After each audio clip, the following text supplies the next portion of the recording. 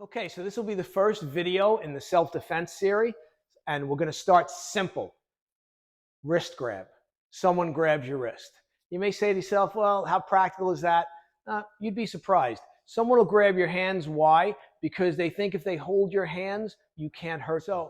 Right? Also, what I use these wrist attack techniques for is to introduce a lot of techniques and a lot of principles.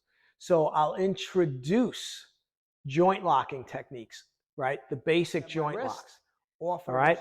I'm going to open my hand wide.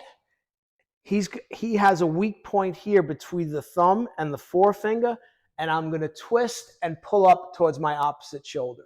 Now, what I don't want to do is I don't want to wind up and pull out, because he's going to feel that and he's going to go with me. So he's got me, he's squeezing, right? I just pull out. From here, I'm going to do this. This hand's going to come up. It's going to trap the hand. When I grip his hand, this space between his thumb and forefinger, my thumb is going to go in there and grab very strong. Like doing this, Wyatt's ready to tap right now. You can see the look on his face because I'm gripping and pushing my thumb into a point here in space. Okay, that's okay, but it makes it easier if I walk in and put his hand on my chest. Now, all I'm going to do is this action with my hand. All right? So he grabbed, I came up, reversed it, got my good grip, and then I come here. It's on my chest.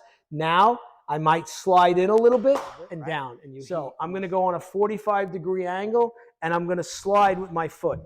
As soon as I go to this angle, what am I doing? I'm extending from my center line. Stay there. So I'm extending the joint lock from my center line.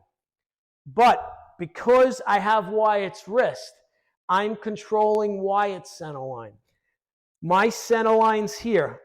Wyatt's elbow is directly on his center line. So as grip we talked about, now we're going to move in and we're going to pull his, don't bend over so much unless I make you bend over.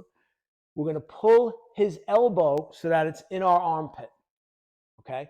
Now from here, all I'm going to do is touch my waist with my elbow. Okay? This armbar is incredibly powerful. So I'm going to bring the hand this way. As I do, I'm going to grab here.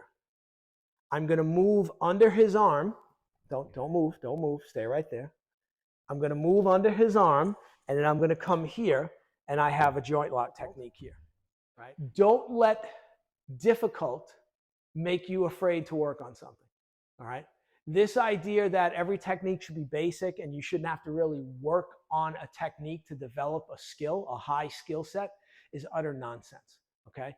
So the basics are your foundation. Once you have the foundation, okay, you should be off to the races.